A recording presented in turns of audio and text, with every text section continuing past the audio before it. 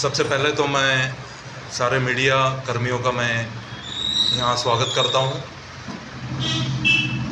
आप सबको ये बताना चाहूँगा कि जैसे आप सबको मालूम होगा कि लास्ट कई दिनों से, यानी कि हफ्ता 10 दिनों से एक मैटर यहाँ अंडमान में चल रहा है, slaughtering of meat and transportation को लेकर बहुत बड़ा इशू चल रहा है। उसको लेकर बहुत मुद्दा बना, काफ़ी मीडिया में बहुत चर्चा हुआ उसको लेकर। तो उस चीज़ को लेकर जो है हम लोग अभी तक का साइलेंट थे, कोई तरह का हम लोग कहीं भी किसी से मीट नहीं कर रहे थे, क्योंकि हमारा भी रमज़ान चल रहा था, ईद था, उसके बाद अभी ईद ख़त्म हुआ। तो आज हम लोगों ने इस मैटर को लेकर एक मीटिंग की और उसके साथ साथ हमने डीजीपी सर से मिले और उसके बाद एसपी साउथ अंडमान से मिले। वो सब का जो है ब्रीफ मैं हमारा जनरल सेक्रेटरी आपको बताएगा। उससे पहले मैं हम लोगों का इंट्रोडक्शन आपको दे दूं कि ये जो मंच है ये अंडमान मुस्लिम फेडरेशन का मंच है। ये अंडमान मुस्लिम फेडरेशन क्या है मैं आपको बता दूं, ये करीब 11 से 12 ऑर्गेनाइजेशन का एक मिला हुआ फेडरेशन है, जिसमें से हर ऑर्गेनाइजेशन का 2 से 3 मेंबर इस फेडरेशन में जुड़ा हुआ है। और ये इसका नाम है अंडमान मुस्लिम फेडरेशन और उसका जो जनरल सेक्रेटरी है मिस्टर अनसब अहमद और उसका प्रेसिडेंट मैं हूँ। और उनका जो है ये जो है एक एडॉक कमेटी है।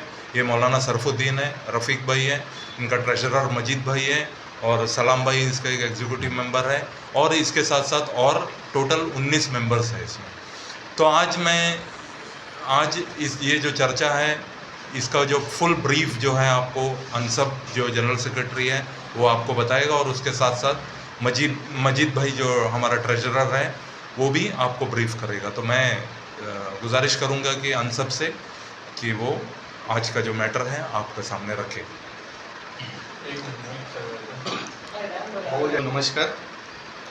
जैसे कि हमारा सिद्दीक भाई बताया, ये जो हम लोग कमेटी फॉर्म करे है ये इसलिए फॉर्म करे है ताकि अंडमान निकोबार आइलैंड के अंदर में पीस जो शुरू से बना हुआ है वो आगे भी बरकरार रहे, भाईचारा जो शुरू से बना हुआ है वो आगे भी इसका बरकरार रहे। अभी कुछ दिन पहले आप लोगों ने स्लॉटरिंग को लेके मैटर देखा होगा। मैं आपको ये मन से क्लियर कर दूं कि अंडमान मुस्लिम फेडरेशन जो भी इलीगल एक्टिविटीज़ है उस सब के साथ नहीं है और आगे भी नहीं रहे। लेकिन हम इस मंच से आपसे ये मांग करते हैं, एडमिनिस्ट्रेशन से भी ये मांग करते हैं कि ये चीज़ का एक सॉल्यूशन निकाले और पीस और हार्मनी के साथ अंडमान निकोबार आइलैंड जैसा पहले चलता था वैसे चले। अब आपके सामने एक चीज़ आया होगा कि ईद का दिन जो हमारा ईद होता है रमज़ान के बाद, उस दिन फोनिक्स बे के अंदर में एक घर में कुछ चीज़ वगैरह मिला। लेकिन उससे पहले क्या है, मस्जिद के सामने बहुत सारे कुछ एंटी सोशल एक्टिविटीज़ हुआ गया। ईद का दिन है, हमारा ईद का दिन है और उसके साथ साथ पुलिस इस पर कोई भी कार्रवाई करता है और प्रशासन इस पर कोई भी कार्रवाई करता है तो इससे कोई इशू नहीं है, क्योंकि उनका हक है और ये चीज़ को मेंटेन करना है, लॉ एंड ऑर्डर को तो उनको करना है। लेकिन एंटी सोशल एक्टिविटीज़ हो के लोग अगर किसी के घर में चले जाते हैं, क्योंकि हर घर में, मेरे घर में माँ बहन है, सबके घर में, आप सबके घर में माँ बहन रहेगा, बिना कोई उसके अगर चले जाते हैं तो ये एक गलत चीज़ है। ये सब चीज़ को रोकना है और आपसी भाईचारा बने रहना है। इसलिए ये मुद्दा को लेकर आज हम सब डीजीपी सर से मिले और डीजीपी सर ने भी एश्योरेंस दिया है कि जो अंडमान निकोबार आइलैंड का जो संस्कृति है वो बना रहेगा और हम इसको बनाने और बचाने का कोशिश करते रहेंगे। फिर हम एसपी साउथ अंडमान सर से भी मिले, फिर उन्होंने भी ये कहा कि अगर ऐसा कोई हो तो आप हमें रिपोर्ट करना, हम उसके ऊपर तुरंत कार्रवाई करेंगे। और हमने भी उनको एक एश्योरेंस दिया कि पुलिस का जो काम है वो पुलिस करे, इसमें कोई भी ये नहीं है। एडमिनिस्ट्रेशन का जो काम है वो एडमिनिस्ट्रेशन करे, इसमें कुछ दूसरे लोग अगर इन्वॉल्व हो जाएंगे तो वो क्या है, पीस और हार्मोनी को ख़त्म करने का बात होगी। दूसरा, बहुत दिन से एक वीडियो चलता था, बहुत सारा लोग आते, बयानबाजी चलता है। देखिए, बयानबाजी और प्रशासन को हटा दीजिए, हम देखेंगे, ये सब एक बहुत छोटा किस्म का बात है।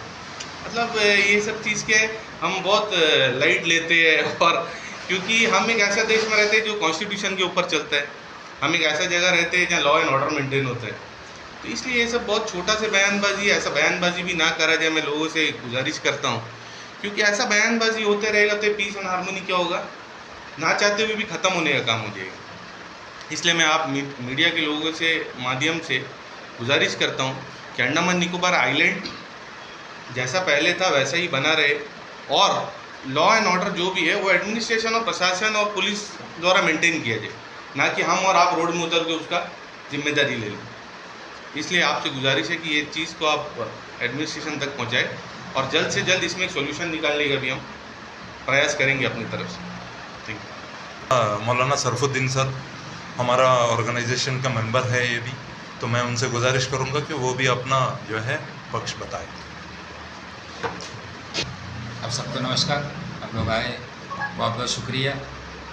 जो बातें थी हमारे सिद्दीक भाई ने और हमारे जनरल सेक्रेटरी अनसब अहमद साहब ने बता दी, बस यही बात है हम सबकी तरफ से भी कि कोई भी कानून को अपने हाथ में न ले, कानून को कानून का काम करने दे। हम लोग उसमें जो जैसे बताया कि मुस्लिम फेडरेशन है, हम लोग हर तरह से जो भी इलीगल एक्टिविटीज़ होंगे हम लोग उसके एकदम सख्त खिलाफ है, लेकिन किसी के घर पे ऐसा पब्लिक उनके परमिशन के बगैर घुस जाना और जैसे दूसरे इलाकों में होता है, वो यहाँ पे कम से कम ना हो ऐसी चीज़ें, जिससे यहाँ का जो शांति का जो माहौल है वो भंग हो जाए, या ऐसा कोई आपसी भाईचारा जो यहाँ पे एक मिसाल मिनी इंडिया के ज़रिए नाम से इसको जाना जाता है हमारे अंडमान निकोबार आइलैंड्स को, इसका नाम ख़राब ना हो, कम से कम यहाँ तो ऐसा ना हो।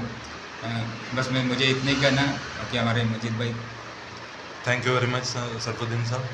देखिए इसमें